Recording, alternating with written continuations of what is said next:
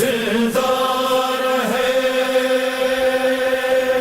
زندہ رہے زندہ رہے اے عزادار حسینی یہ چلن زندہ رہے زندہ رہے زندہ رہے. In the name of Ahlul Bayt alayhimu salatu wasalam, who have accepted Ahlul Bayt alayhimu salatu wasalam, their leaders. So this is the terminological meaning of Shia. Now the origin of Shia. Sometimes people ask, why do you call yourself Shias? Why don't you call simply yourself Muslims? We all are Muslims. Yes, no doubt we all are Muslims. In the Quran, Allah subhanahu wa ta'ala has given us the name of Muslim. هُوَ الَّذِي سَمَّاكُمُ الْمُسْلِمُونَ. It's God who has named you as Muslim. So we are Muslims, no doubt. But Shia is no different from Muslims. Prophet Muhammad sallallahu alaihi wasallam during his lifetime,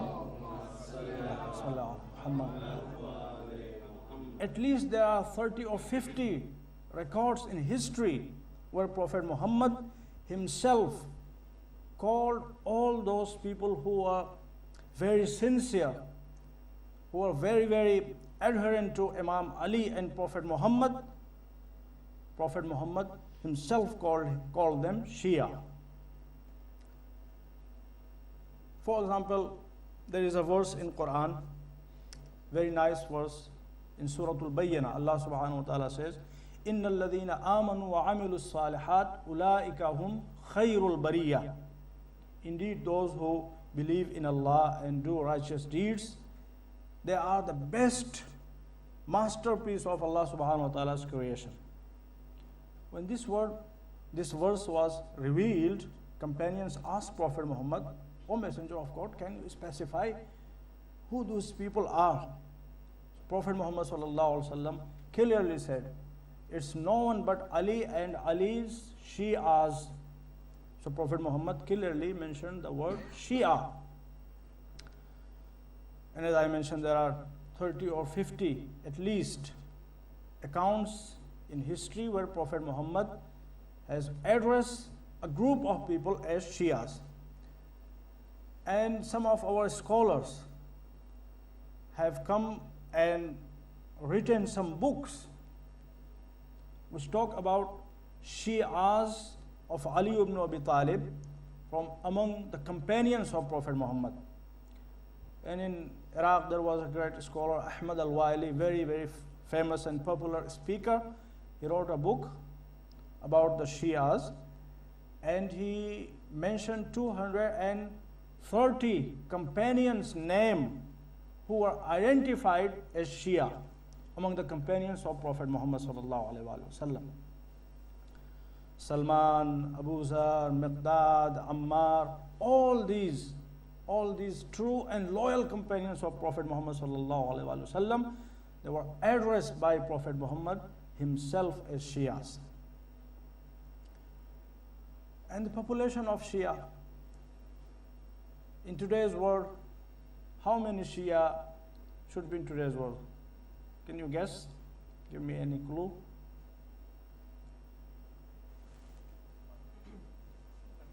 $1 million. One Shia. No, we all are Shia, alhamdulillah. 90 million. There are, I think, 1.6 billion Muslims. And Shias are how many percent? less than 10. No, around 20%. 20 to 25% are Shias. So if there are 1.5 billion Muslims, so it means 300 million Shias are there in this world. Even only in Iran, there are approximately 7 million. And the same number is in Iraq. And around the same number of Shias are in Pakistan. And around 50 million are in India. And in Bahrain, in Kuwait, in many parts of the world. So around 300 million Shias are in today's world. And now I'd like to request Aqil Bhai to come here and read some traditions from Prophet Muhammad sallallahu alaihi wasallam about Shias. Allahumma salli ala Muhammad. Inshallah, in next these short speeches and lectures, we will learn more about Shia history. Bismillah ar-Rahman ar-Rahim. So basically these are just references from the books of the Ahl Sunnah.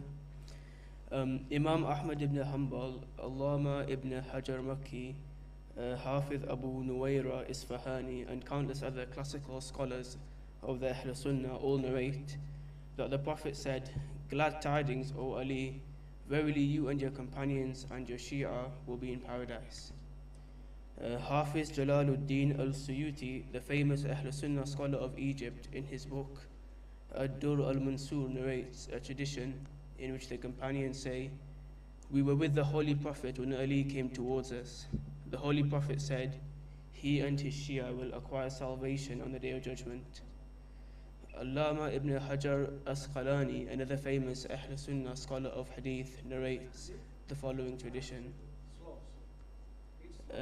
Narrates the following tradition of the Prophet. The parable of Ali is like a tree in which I am the root, Ali is the branch, Hassan and Hussein are the fruits, and the Shias are the leaves. So now you can understand what's your importance. You are the leaves of the same branch, same tree, which is no one but Prophet Muhammad sallallahu alaihi wasallam.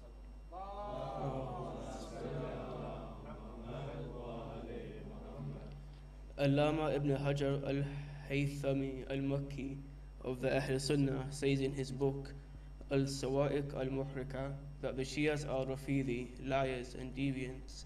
And yet in the same book he narrates a tradition from Abdullah ibn Abbas in which Ibn Abbas says that when the verse, "Those who believe and do righteous deeds are the best of the creation," chapter 98 verse 7, Surah Al-Bayyinah, was revealed, the Messenger of Allah said to Ali, "They are you and your Shia." He continued, "O Ali, on the Day of Judgment, you and your Shia will come towards Allah well pleased and well pleasing, and your enemies will come angry with their head for a stop." Ali said, "Who are my enemies?" The Prophet replied, "He who disassociates himself from you and curses you." And glad tidings to those who reach first under the shadow of Al-Arsh on the day of resurrection. Ali asked, "Who are they, O the Messenger of Allah?" He replied, "Your Shia, O Ali, and those who love you." Sallallahu.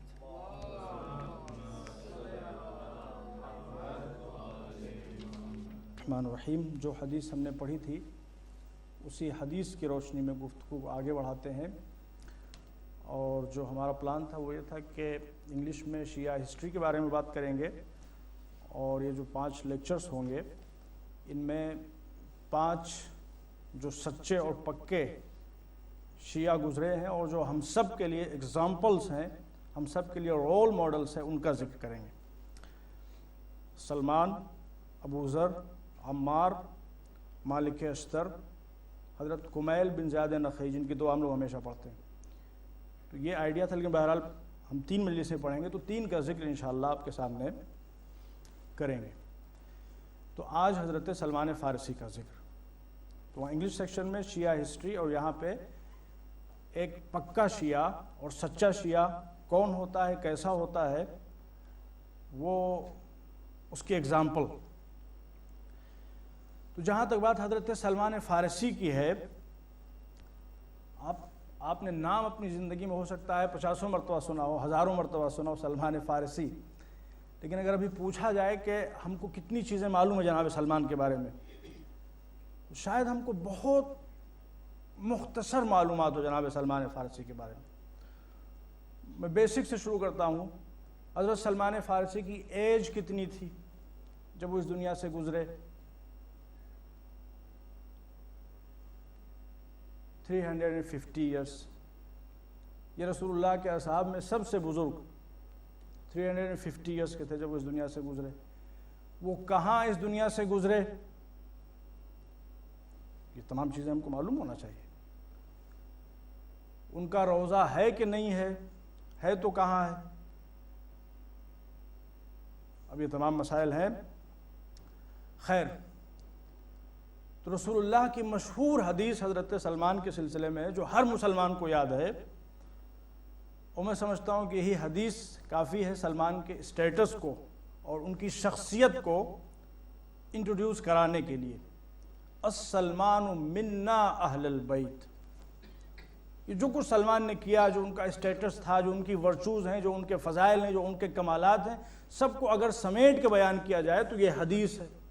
السلمان منا اہل البیت، سلمان ہم اہل بیت میں سے ہیں، سلمان ہم اہل بیت میں سے ہیں۔ اہل بیت کا مقام، مرتبہ، اسٹیٹس کوئی کیا تصور کر سکتا ہے؟ ہسٹری یہ کہتی ہے کہ جب جنگ احد ہو رہی تھی اور جنگ احد میں تمام مسلمان رسول اللہ کا ساتھ چھوڑ کے بھاگ گئے تھے، اور صرف اللہ کا شیر، لائن آف گاڈ، وہ چاروں طرف سے رسول اللہ کا ڈیفنس کر رہا تھا، رائٹ، لیفٹ، آگے پیچھے، ہر طرف سے رسول اللہ کا دفاع کر رہا تھا۔ اور ہسٹری یہ کہتی ہے کہ مولا علی زخموں سے چور چور تھے، سر سے پیر تک، he was drowned in blood was gushing from his body۔ اور جو ہسٹری کہتی ہے جو چھوٹے چھوٹے زخم لگے تھے تیروں وغیرہ کے، وہ تو انکاؤنٹیبل تھے۔ 16 بہت ہی سیریس انجریز مولا علی کے جسم پہ تھیں، اور کئی مرتبہ ایسا ہوا تھا کہ مولا علی گر گئے ہوں زمین کے اوپر۔ 3 مرتبہ ایٹ لیسٹ آپ گرے ہیں زمین کے اوپر، اٹھنے کا کوئی چانس نہیں تھا، لیکن رسول اللہ کی محبت کہ رسول اللہ کو بچانا ہے۔ اچھا، اتنا زخم آیا کیسے مولا علی کو؟ جب سب رسول اللہ کو چھوڑ کے بھاگ گئے تو اب کافر تو آئے ہی تھے رسول اللہ کو قتل کرنے کے لیے، رسول اللہ تو بھاگ سکتے نہیں تھے، تو رسول اللہ میدان میں رکے رہے، اب سب بھاگ گئے۔ تو اب جتنے کافر تھے، 3000 کا لشکر تھا، ساری کوشش کر رہے ہیں کہ رسول اللہ کو جیسے بھی ہو ایسے قتل کر دیا جائے۔ اب ایک آدمی کھڑا ہوا ہو اور وہ بھی رحمت للعالمین ہو، ظاہر ہے کہ وہ تلوار لے کے لوگوں کو قتل بھی نہیں کر رہے تھے، ان کے ہاتھ میں تلوار تھی لیکن وہ صرف اپنا ڈیفنس کرتے تھے، قتل نہیں کرتے تھے کسی کو۔ اب مولا علی ہے رسول اللہ کو بچانے کی کوشش کرتے، اب آپ سوچئے کہ جب 3000 لوگ ایک آدمی کو قتل کرنے کی کوشش کر رہے ہیں اور ایک آدمی اس کا بچانے والا ہو، تو سارے زخم تو اسی کے اوپر آئیں گے۔ تو جب مولا علی اس شان سے رسول اللہ کا ڈیفنس کر رہے تھے تو ہسٹری یہ کہتی ہے، روایتیں بتاتی ہیں، اس میں بالکل اتفاقی مسئلہ ہے، سب کتابوں میں ملتا ہے کہ جبریل نے حضور کی خدمت میں حاضر ہو کے کہا، یا رسول اللہ ذرا دیکھیے تو صحیح کہ علی کس شان سے آپ کا ڈیفنس کر رہے ہیں۔ تو حضور نے فرمایا، اے جبریل کیوں نہ ہو، انہو منی وانا منہ، علی مجھ سے ہیں اور میں علی سے ہوں، ہم دونوں ایک ہیں۔ تو یہ وہ موقع تھا، اتنا خوبصورت منظر تھا کہ جبریل نے تڑپ کے کہا، یا رسول اللہ وانا منکما، اور میں آپ دونوں سے ہوں۔ دیکھیے جب انسان ترقی کرتا ہے، بڑا مومن ہو جاتا ہے، متقی ہو جاتا ہے، پرہیزگار ہو جاتا ہے، بہت بلند کردار ہو جاتا ہے، تو کہا جاتا ہے، کیا کہا جاتا ہے کہ فلاں شخص فرشتے جیسا ہو گیا ہے۔ تو انسان کا کل کمال یہ ہے کہ وہ فرشتہ صفت بن جائے، اور آل محمد کے کمال کی ابتدا یہاں سے ہوتی ہے کہ جو فرشتوں کا سردار ہے وہ کہتا ہے کہ اے اللہ کے رسول میں آپ دونوں سے ہوں۔ تو یہ آل محمد کے کمال کی ابتدا ہے کہ فرشتے تمنا کرتے ہیں کہ ان میں شامل ہو جائیں، اور کسی کو شامل نہیں کیا گیا، صرف ایک کو شامل کیا گیا، اور اس کا نام ہے سلمان۔ السلمان منا اہل البیت۔ ایک صلوات پڑھ دیں محمد۔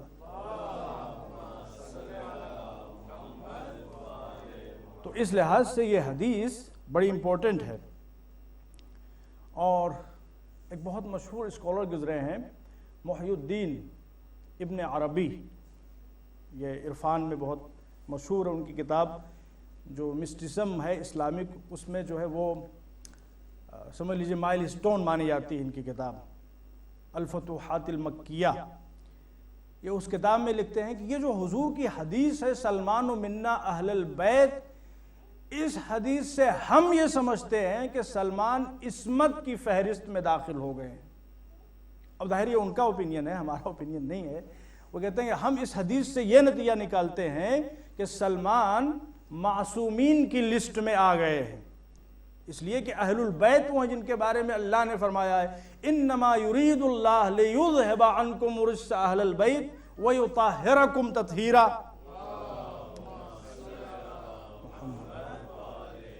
حضور یہ فرماتے ہیں کہ سلمان ہم اہل بیت میں سے. خیر یہ ان کا اوپینین ہے. جو ہمارا مذہبی نظریہ ہے وہ یہ ہے کہ اہل بیت کی جو ڈیفینیشن اللہ کے رسول نے ہم کو بیان فرمائی ہے اس کے مطابق اہل بیت کی تعداد 14 ہے، اور کوئی اور اس لسٹ میں، اس معصومین کی لسٹ میں آ نہیں سکتا.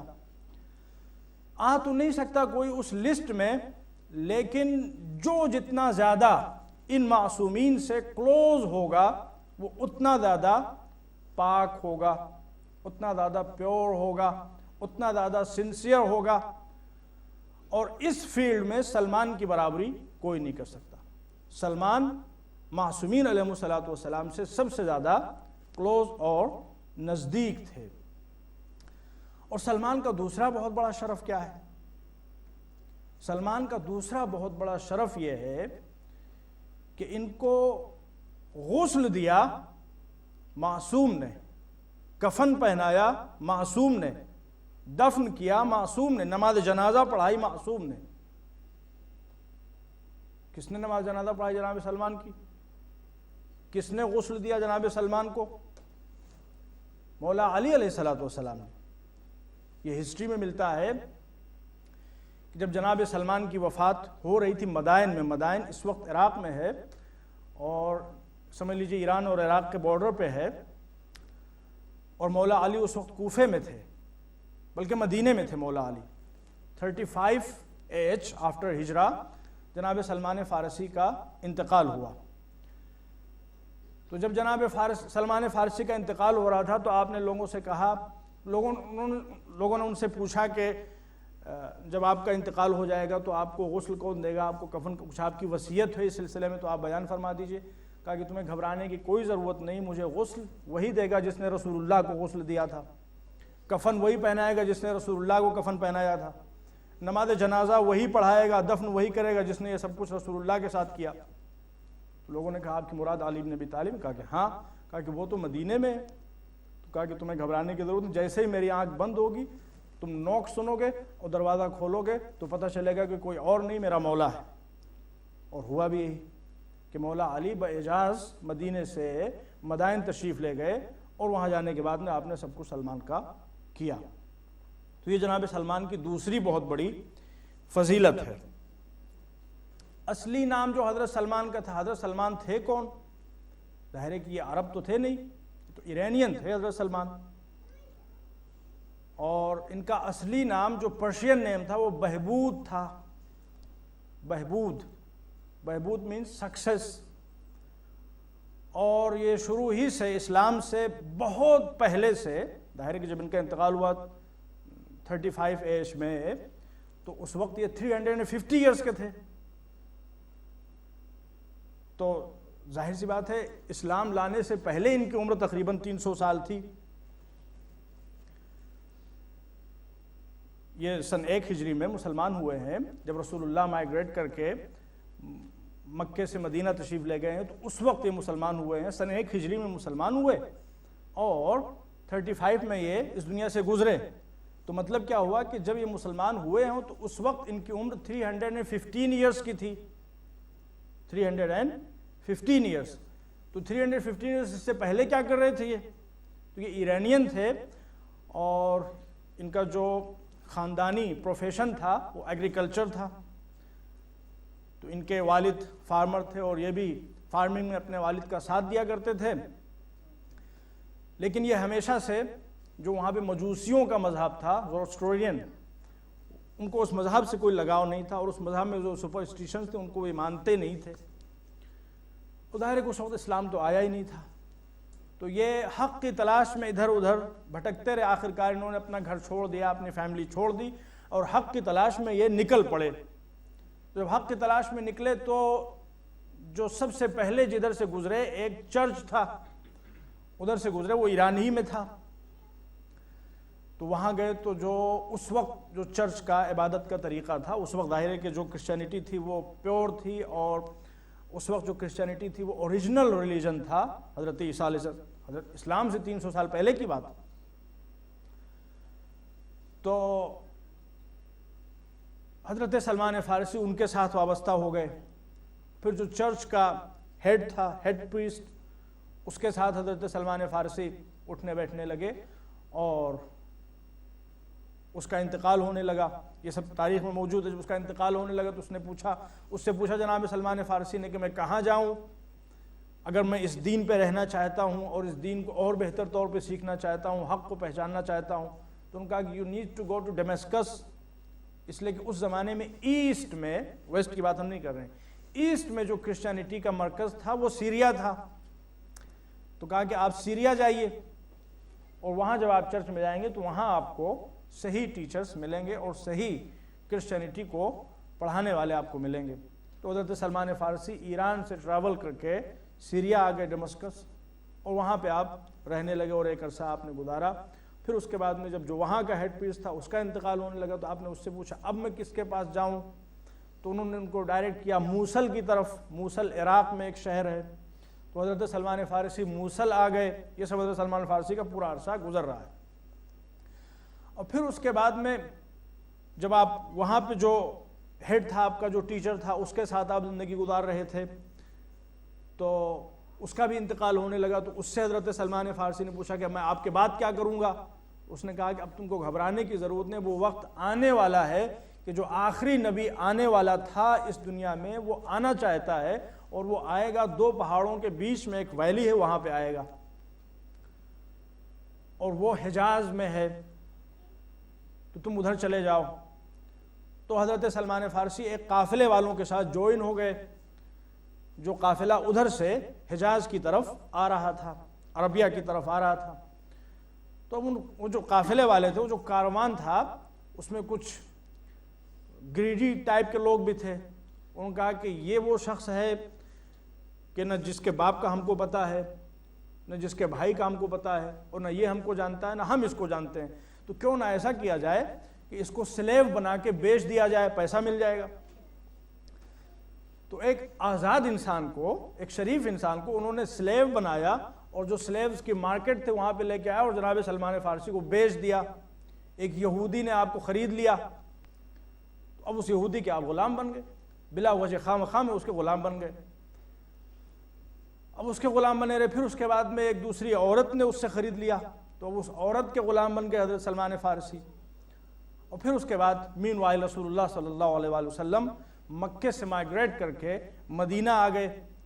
جب آپ مدینہ آ گئے اور جناب سلمان فارسی کو پتہ چلا کہ ایک شخص مدینے میں آیا ہے جو ایک نیا ریلیجن لے کے آیا دنیا کے سامنے, تو جو ان کی تھرسٹ تھی حق تک پہنچنے کی اور ریسرچ کی, اس نے ان کو مجبور کیا کہ وہ رسول اللہ سے ملنے کے لیے آئیں. اور ہاں, جو ان کا لاسٹ ٹیچر تھا, گرو تھا, اس نے کہا تھا کہ سلمان بہبود, جب تم اللہ کے آخری نبی سے ملو گے تو اس کی کچھ سائنس ہوں گی. ان میں سے 3 سائنس اس نے بتائی تھی. کہا کہ پہلی سائن تو یہ ہوگی کہ وہ سب کچھ کھائے گا مگر صدقہ نہیں کھائے گا, زکوٰۃ کا مال وہ نہیں کھائے گا, اس لیے کہ وہ پبلک پراپرٹی ہے اور وہ پبلک پراپرٹی نہیں کھائے گا. اور دوسری بات ہے کہ اگر ہدیہ گفٹ اس کے سامنے پیش کیا جائے گا تو وہ اس میں سے کھائے گا. اور تیسری سائن یہ ہوگی کہ اس کے کاندھے کے اوپر کچھ اس طرح سے ابھرے ہوئے مارکس ہوں گے کہ جنہیں تم دیکھو گے تو تم سمجھ جاؤ گے. اور اس نے اس کی پوری ڈیٹیل بتائی تھی, وہ کیسے ہوں گے, اس کی کیا ڈیٹیلز ہوں گی, ان کو تم دیکھو گے تو اچھی طرح سے پہچان جاؤ گے کہ یہ وہی شخص ہے جو اللہ کا آخری نبی ہے. تو جب حضرت سلمان فارسی آئے تو وہ پہلے ہی اپنے ساتھ کچھ لے کے آئے, کچھ ڈیٹس وغیرہ لے کے آئے, اور لانے کے بعد انہوں نے دیکھا کہ رسول اللہ کی جگہ اوپر بیٹھے ہوئے اور آپ کے کمپینین تشریف فرما ہیں. تو کہا کہ اے اللہ کے رسول, یہ میری طرف سے زکوٰۃ ہے, میں آپ کی خدمت میں پیش کرنا چاہتا ہوں, یہ صدقہ ہے, میں آپ کی خدمت میں پیش کرنا چاہتا ہوں. تو رسول اللہ نے اپنے کمپینین سے کہا کہ بسم اللہ, اس میں سے کھاؤ. اور سلمان فارسی غور سے دیکھ رہے ہیں, سب کھا رہے ہیں, مگر رسول اللہ نے اس میں سے ہاتھ بھی نہیں لگایا. اور پھر اس کے بعد دوسرے دن سلمان فارسی آئے, اب کہ وہ کچھ کھانے پینے کی چیزیں لے کے اور کہا کہ یا رسول اللہ یہ گفٹ ہے. جب انہوں نے کہا گفٹ ہے تو رسول اللہ نے اس کو ایکسیپٹ کیا اور اپنے چاہنے والوں سے کہا کہ کھاؤ, اور سب نے کھانا شروع کیا اور رسول اللہ نے بھی ان کے ساتھ کھانا. تو سلمان نے کہا ایک دوسری نشانی پوری ہو گئی. اور پھر اس کے بعد میں رسول اللہ کسی جگہ کے اوپر گئے ہوئے تھے، کچھ کام وغیرہ وہاں ہو رہا تھا، تو حضرت سلمان فارسی وہاں موجود تھے اور وہ غور سے اس تیسری نشانی کو دیکھنے کی کوشش کر رہے تھے۔ آپ کے شان مبارک پہ جو نشانی تھی، جو ابھرا ہوا جو مارکس تھے، تو رسول اللہ سمجھ گئے، کہا کہ سلمان میں سمجھ رہا ہوں تم کیا ڈھونڈ رہے ہو، ادھر آؤ۔ رسول اللہ نے اپنے شانے سے عبا ہٹائی اور کہا کہ دیکھ لو جو تم دیکھنا چاہتے ہو۔ تو اس کے بعد سے پھر جناب سلمان فارسی سچے اور پکے مسلمان بن گئے۔ ابھی مسلمان تو بن گئے لیکن ابھی تک غلام ہیں۔ تو مولا علی نے، تو رسول اللہ نے مولا علی کو بھیجا کہ جاؤ، اور جانے کے بعد وہ جس عورت کے غلام ہیں وہ جو پیسہ مانگے وہ دے کے سلمان کو فری کر دو۔ تو اب سلمان فری ہو گئے اور رسول اللہ کی بارگاہ میں اور آ کے کہا کہ یا رسول اللہ میں آپ کا غلام ہوں۔ کہا کہ اے سلمان، میں نے تم کو غلام بنانے کے لیے نہیں بلایا، میں نے تم کو اپنا بھائی بنانے کے لیے بلایا ہے۔ ایک صلوات پڑھتے محمد و آل محمد۔ تو بہت سے علماء کہتے ہیں کہ حضرت سلمان حضرت عیسیٰ کے جو اوصیاء ہوتے تھے، ان کے جو ریپرزنٹیٹیوز ہوتے تھے، ان میں سے ایک تھے، اس لیے کہ وہ جو پریسٹ جن سے وہ ملتے رہے اس وقت کی بات ہے، وہ حضرت عیسیٰ کے وصی ہوا کرتے تھے، اور انہی میں سے ایک حضرت سلمان فارسی بھی تھے۔ تو بہرحال یہ جناب سلمان فارسی کی ابتدا۔ اور جو ایک امیزنگ حدیث مولا علی کے حضرت سلمان کے سلسلے میں وہ کیا ہے کہ السلمان باب اللہ، عجیب و غریب حدیث ہے کہ سلمان اللہ کا دروازہ ہے، اللہ کی رحمت کے ڈورز اور گیٹس میں سے ایک گیٹ کا نام سلمان ہے، اور جو شخص سلمان کو پہچان لے گا وہی سچا مومن کہا جائے گا۔ یہ مولا علی کا ارشاد جناب سلمان کے سلسلے میں۔ تو ان کو کہا جاتا تھا اس وقت تک الفارسی الفارسی الفارسی، اس لیے کہ یہ فارس جو ایران ہے اس کو اس وقت فارس کہا جاتا تھا، ایرانی تو بعد میں یہ نام آیا ہے، اس کو پہلے فارس کہا جاتا تھا۔ تو ان کو سلمان الفارسی کہا جاتا تھا، لیکن جب رسول اللہ نے ان کے کمالات کو دیکھا، ان کے ایمان کو دیکھا، ان کی عظمتوں جلالتوں کو دیکھا، اور آپ نے اعلان فرمایا کہ سلمان ہم اہل بیت میں سے ہیں، تو اس دن سے الفارسی ہٹ گیا اور الفارسی کے بجائے المحمدی آ گیا۔ تو سلمان کو سلمان فارسی کے بجائے سلمان محمدی کہا جانے لگا۔ ایک صلوات پڑھتے محمد و آل محمد۔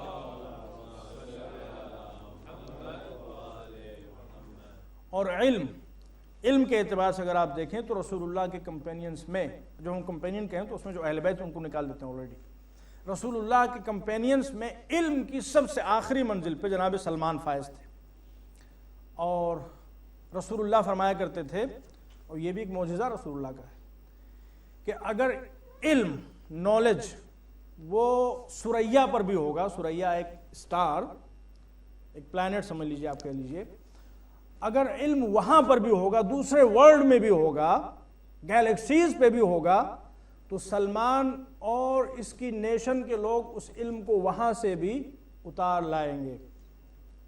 اور اگر آپ آج مسلمانوں میں دیکھیں گے تو مسلمانوں میں جو سب سے نالجبل نیشن ہے وہ ایرانین نیشن ہے۔ اس میں یہ وہ حقیقت ہے جس کو سب مانتے ہیں، سنی یہ رسول اللہ کی حدیث تمام کتابوں میں موجود ہے کہ اگر علم گیلیکسی پہ بھی ہوگا تو سلمان اور سلمان کے نیشن والے اس کو وہاں سے بھی اتار لائیں گے۔ اور وہ گیلیکسی سے علم اتار پائے کہ نہیں اتار پائے وہ ایک الگ مسئلہ ہے ایرانی، لیکن امریکہ کا ڈرون انہیں اتار لیا، 2 ڈرون اب تک اتار چکے ہیں ان کے۔ اور وہ امریکہ جو سپر پاور ہے، جس نے آج تک کسی کے سامنے ہاتھ نہیں پھیلایا، امریکن اتھارٹیز نے مجبور ہو کے ایران سے بھیک مانگی کہ اس کو واپس کر دو، واپس کر دو، واپس کر دو۔ تو علم وہ طاقت ہے کہ جو سپر پاور کو بھی بگڑ بنا دیا کرتی ہے۔ گرایا نہیں، اتار لیا۔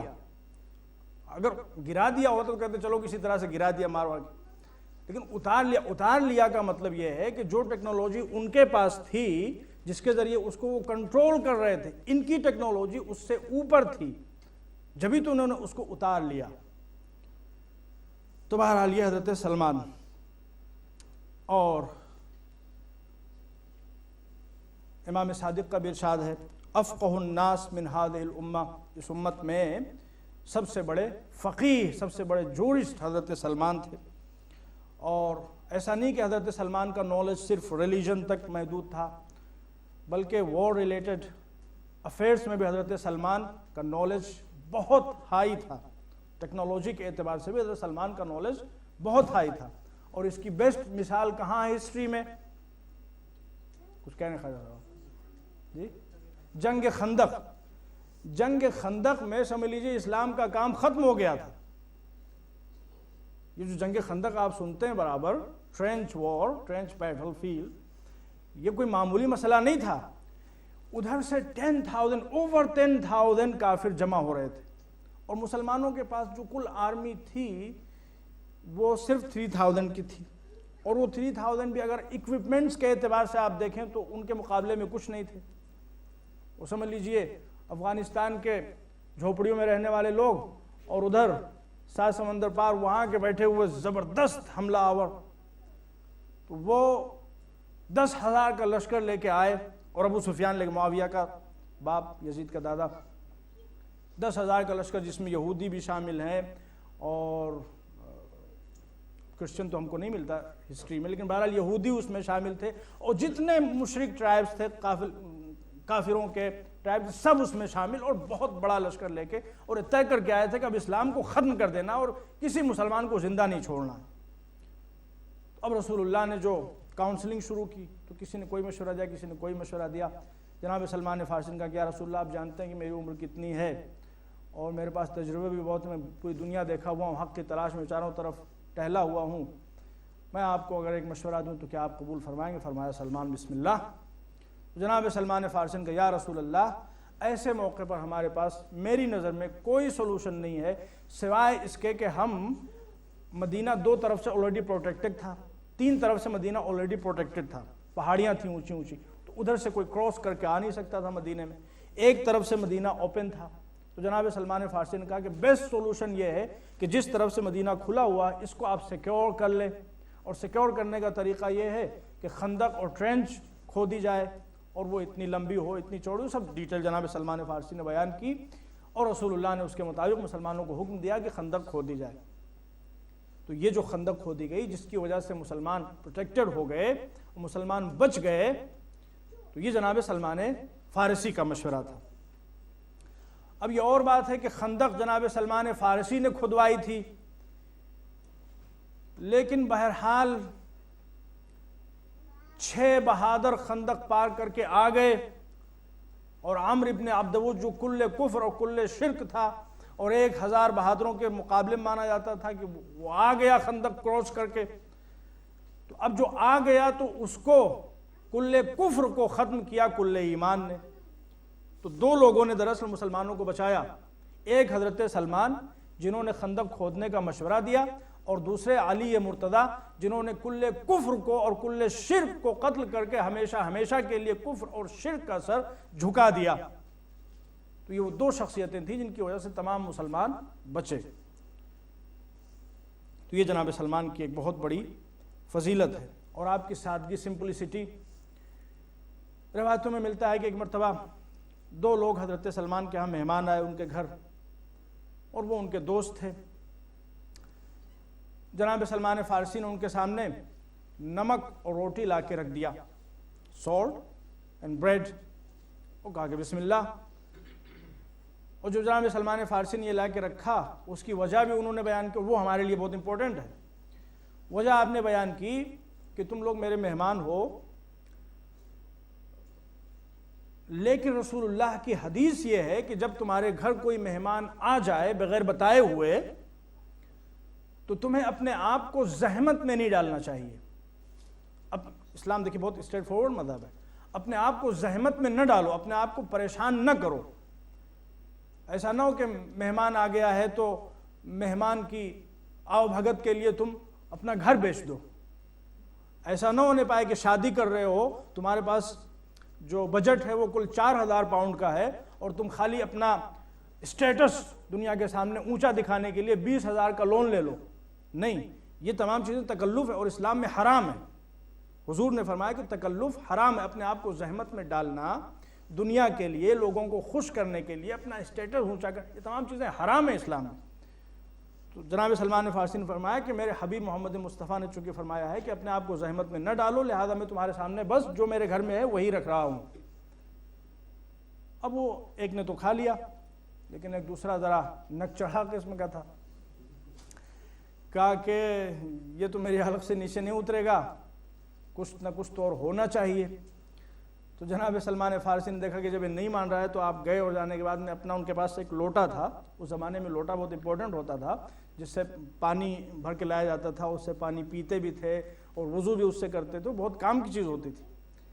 تو اس کو جناب سلمان فارسی نے لے جا کے کسی کے پاس رکھ دیا کہ اس کو تم رکھو اور اس کے بدلے مجھے کچھ پیسہ دے دو۔ وہ پیسہ آپ نے لیا اور لینے کے بعد میں کچھ اس کے لیے سبزی وغیرہ کا انتظام کیا، اور جب اس نے کھا پی لیا اور کھا پی کے الحمدللہ رب العالمین، خدا کا شکر ہے کہ اس نے ہم کو قناعت کی نعمت عطا فرمائی ہے، جو وہ دیتا ہے اس پہ ہم راضی ہو جاتے ہیں۔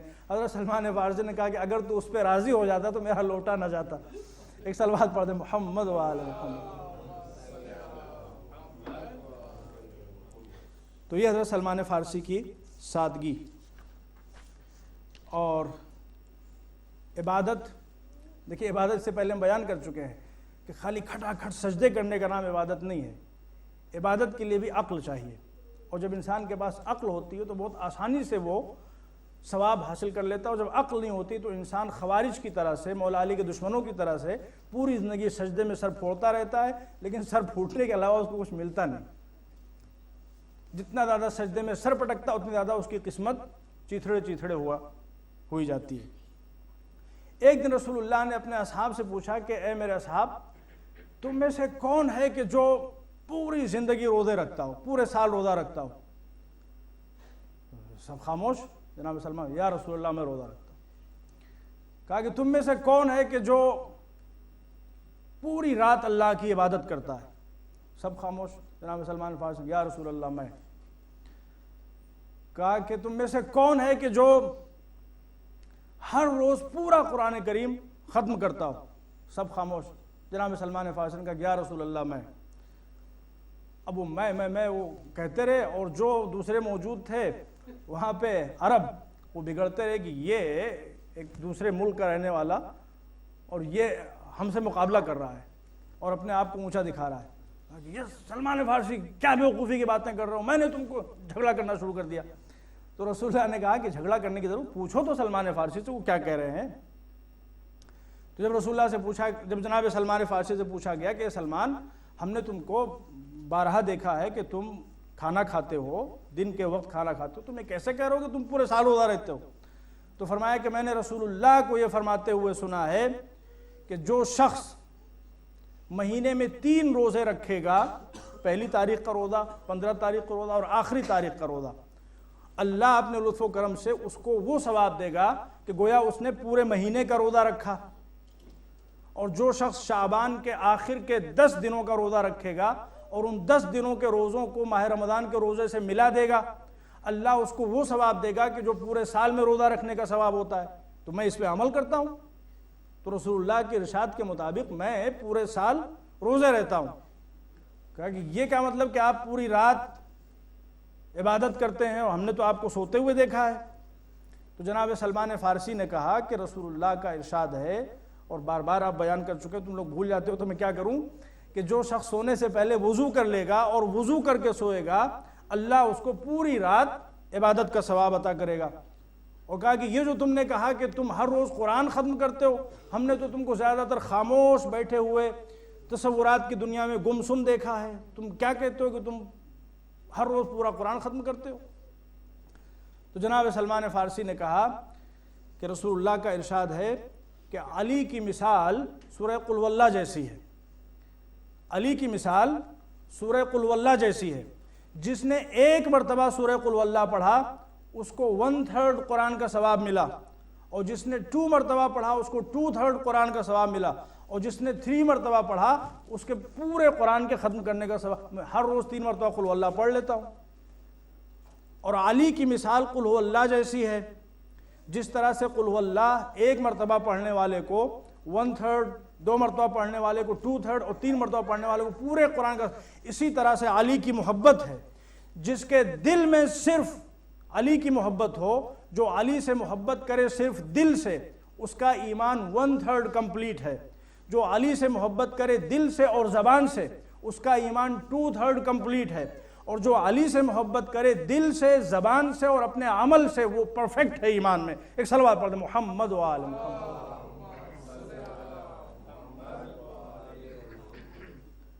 اور حضرت سلمان فارسی کے کرامات، معجزات، جب اتنا انسان بلند ہوگا تو ظاہر ہے کہ اس کے کرامات، اس میں بھی کوئی تعجب کی بات نہیں ہے۔ اب روایتوں میں ملتا ہے کہ حضرت سلمان فارسی جب حضرت عمر کے زمانے میں انہوں نے مشورہ کیا، حضرت عمر نے، کہ مدائن جو ابھی ہم نے فتح کیا، مدائن اس وقت جب اسلام شروع میں آیا ہے تو مدائن اس وقت عرب میں نہیں تھا، اس وقت مدائن ایران کا ایک پارٹ مانا جاتا تھا، اور جو ساسانی گورنمنٹ تھی، ساسانیڈ گورنمنٹ، اس کا کیپٹل سٹی ہوتا تھا مدائن۔ تو جب ان لوگوں نے مدائن فتح کر لیا تو اب حضرت عمر نے مشورہ کیا مولا علی سے کہ کیا کریں، کس کو وہاں کا گورنر بنائیں۔ تو مولا علی کے مشورے سے جناب سلمان فارسی کو وہاں کا گورنر بنایا کہ ان کو لینگویج بھی آتی ہے، پرشین لینگویج آتی ہے، اور ظاہر ہے کہ رسول اللہ کے اہم ترین اصحاب میں سے یہ وہاں کے لوگوں کو آسانی کے ساتھ سنبھال لیں گے۔ اور آپ اسی پوائنٹ کے ذریعے سے اگر آپ سمجھنا چاہیں کہ ایرانی شیعہ کیوں ہیں، آج ایران شیعوں کا مرکز کیوں ہے، اس لیے کہ اس وقت جو ایران کا کیپٹل تھا مدائن، اس کے گورنر جناب سلمان فارسی تھے، اور وہ ایک زمانے تک گورنر رہے۔ تو چونکہ جناب سلمان فارسی نے وہاں کے لوگوں کو پڑھایا تھا، وہاں کے لوگوں کو اسلام سکھایا تھا، تو سچا اسلام سکھایا تھا، اور سچا اسلام وہی ہے جو ولایت علی کے ساتھ، لہذا ایرانی شیعہ ہے۔ ایک صلوات پڑھ دیں، محمد و آل محمد۔ یہ ایک پوائنٹ ایرانیوں کے شیعوں سے نزدیک ہونے میں، اور دوسرے کہ جب امام علی رضا علیہ السلام آ گئے مدینے سے، مرو اور مشہد میں آپ ٹھہر گئے اور وہاں پہ پھر آخر میں شہید ہو گئے، تو وہ آہستہ آہستہ شیعت وہاں پہ اس طرح سے بڑھ گئی۔ تو جس وقت آپ مدائن جا رہے تھے گورنر بن کے، سمپلسٹی کا عالم یہ تھا، تاریخ ہی کہتی ہے کہ ادھر مدائن کو لوگ انتظار کر رہے تھے کہ کوئی لشکر لے کے آئے گا اور کوئی بہت اچھے کپڑے پہن کے آئے گا، اس لیے کہ ظاہر گورنر بن کے جا رہے تھے وہاں کے۔ انہوں نے دیکھا کہ ایک آدمی ہے، وہ ہاتھ میں ایک عصا لیے ہوئے ہے، ایک لوٹا لیے ہوئے ہے اور ایک چٹائی لیے ہوئے ہے، اور وہ لیے ہوئے چلا آ رہا ہے۔ تو جناب سلمان فارسی وہاں پہنچے، وہ محل بنا ہوا ہے۔ جناب سلمان فارسی نے کہا کہ نہیں، ہم محلوں میں ٹھہرنے والے نہیں ہیں۔ جو مسجد وہاں پہ بنی ہوئی تھی اس کے سائڈ میں ایک چھوٹا سا مکان، وہاں پہ جناب سلمان فارسی نے قیام کیا، اور وہیں سے پورے اس اسٹیٹ کو آپ گورن کیا کرتے۔ یہ جناب سلمان فارسی کی سمپلسٹی تھی۔ اور اب ملتا ہے کہ جب حضرت سلمان فارسی وہاں گورنر تھے تو لوگوں نے سوچا کہ یہ تو بڑے شریف دکھتے ہیں، بڑے سیدھے سادھے دکھتے ہیں، بوڑھا انسان بڑا شریف سیدھا۔ تو جو بدماش قسم کے لوگ تھے، ڈکیٹ قسم کے لوگ تھے، انہوں نے سوچا کہ ہم کیوں نہ فائدہ اٹھائیں اس موقع سے۔ انہوں نے اب چوریاں شروع کر دیں رات میں۔ تو لوگوں نے آگے شکایت کی کہ سلمان فارسی سب کچھ تو ٹھیک ٹھاک چل رہا ہے، آپ بڑی اچھی طرح سے حکومت کر، لیکن چوریاں بڑھ گئی ہیں۔ جناب سلمان فارسی نے کہا کوئی بات نہیں، گھبرانے کی ضرورت نہیں ہے، اللہ کی فوج بہت بڑی ہے، کل سے چوریاں نہیں ہوں گی۔ لوگ چلے گئے۔ اب جو واقعہ ہے وہ یہ ہے کہ جناب سلمان فارسی نے جمع کس کو کیا؟ اس شہر کے تمام کتوں کو جمع کیا، اس شہر کے تمام کتوں کو جمع کیا، اور جمع کرنے کے بعد میں ان کو آپ نے کچھ سمجھایا۔ کیا سمجھایا کسی کو نہیں معلوم۔ اب جو اگلا دن آیا تو پتہ چلا کہ 50 لوگ کرا رہے ہیں، کسی کی پنڈلی جو ہے وہ نچی ہوئی ہے، کسی کا ہاتھ کتوں نے پھاڑ کھایا ہے۔ جتنے چور تھے سب پہ کتوں نے اٹیک کر کے سب کو ختم کر دیا، اور اس کے بعد سے چوری وہاں پہ بالکل سٹاپ ہو گئی۔ تو یہ حضرت سلمان فارسی کا ایک واقعہ ہسٹری میں ملتا ہے۔ اور آپ کو رسول اللہ اور مولا علی نے جو فیوچر میں ہونے والا تھا اس کا علم بھی عطا کیا تھا۔ چنانچہ جب آپ گزر رہے تھے اور آپ کربلا کی سرزمین سے پہنچے، جب کربلا کی سرزمین پہ پہنچے تو وہاں کی مٹی کو آپ نے دیکھا اور لوگوں سے پوچھا کہ اس علاقے کا نام کیا ہے، تو لوگوں نے کہا کربلا۔ تو وہیں پہ جناب سلمان فارسی بیٹھ گئے، آپ نے گریہ کیا اور آپ نے باقاعدہ تفصیل سے امام حسین علیہ السلام کی شہادت کا واقعہ بیان کیا۔ پھر جب آپ گزرتے ہوئے کربلا کے علاقے سے گزرے آپ، پھر اس کے بعد میں جب آپ نجف پہنچے تو وہاں آپ نے پوچھا کہ اس سرزمین کا کیا لوگوں کا کوفہ اس کا نام ہے، تو آپ نے وہاں بتایا کہ یہاں پہ علی مرتضیٰ شہید ہوں گے اور دفن ہوں گے۔ یہ سب واقعات جناب سلمان فارسی کی کرامات ملتے ہیں۔ اور جناب زہیر قین، یہ جو جناب زہیر قین ان کے بارے میں آپ نے سنا ہوگا، بہت سی باتیں پڑھیں، کیا پڑھیں. جناب زہیرقین یہ عثمانی تھے، عثمان کے ماننے والے تھے، مولا علی سے دور دور رہتے تھے. اور آپ نے سنا ہوگا مصائب وغیرہ میں کہ جب امام حسین کربلا کی طرف آ رہے تھے تو زہیرقین بھی آ رہے تھے، اور زہیرقین اسی راستے پہ چل رہے تھے اس لیے کہ وہ بھی حج سے واپس آ رہے تھے. تو زہیرقین امام حسین سے بچنے کے لیے اپنا جو ٹینٹ لگاتے تھے وہ کافی فاصلے پہ لگاتے تھے، کہیں ایسا نہ ہو کہ امام حسین آ جائیں ہمارے پاس اور ہم کو اپنے مشن کی طرف انوائٹ کریں اور ہم کو ان کا ساتھ دینا پڑے. خاندان رسالت سے دور تھے، عثمانی تھے. لیکن اب ہسٹری یہ کہتی ہے کہ امام حسین علیہ السلام آخر کار ان کے خیمے میں گئے اور جانے کے بعد میں ان سے کچھ کہا، اور جب کچھ کہا تو وہ بالکل بدل گئے. کیا کہا امام حسین علیہ السلام نے؟ وہ جناب زہیر نے خود بتایا بعد میں کہ کیا کہا امام حسین نے. جناب زہیر نے جناب سلمان کا واقعہ، امام حسین نے جناب زہیر کو جناب سلمان کا واقعہ یاد دلایا کہ ایک جنگ میں شرکت کرنے کے بعد جو بوٹیز آف وارز ملی تھیں، اسپوائلز آف وار، اس کو دیکھ کے جناب زہیرقین بہت خوش تھے.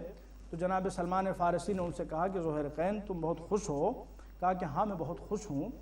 کہا کہ اس وقت تمہاری خوشی کا کیا عالم ہوگا کہ جب تم رسول اللہ کے چھوٹے نواسے امام حسین کی ہیلپ کرتے ہوئے حق کی راہ میں شہید ہوگے اور شہادت کے بعد تم کو جنت میں بہترین اور عظیم ترین درجہ ملے گا. تو اس وقت جناب زہیرقین نے ان سے تفصیل پوچھی تو جناب سلمان فارسی نے ان کو تفصیل بیان کی کہ میں نے یہ باتیں رسول اللہ سے سنی ہیں.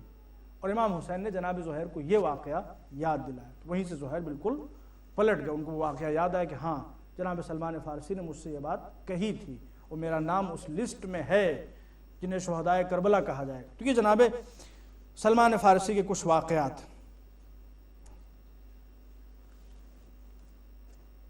اور اذان محترم بہت سی باتیں اور بھی، لیکن وقت ختم لازم میں یہیں پہ بات کو سمیٹ رہا ہوں.